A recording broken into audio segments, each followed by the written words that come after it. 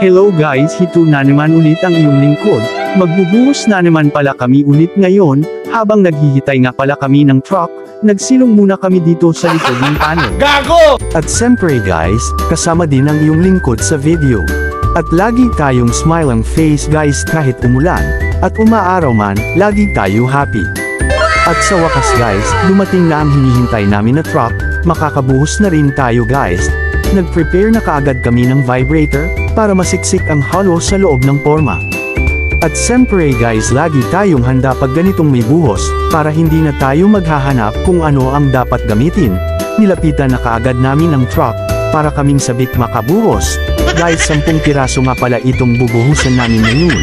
At alam nyo guys, pinipinturahan pa pala itong ginawa naming concrete barrier. At sa ibabaw nga pala nito ay panel. Abangan nyo guys sa next video. Ipapakita ko sa inyo ang finished barrier with panel. Hanggang sa muli, salamat sa inyong panunood.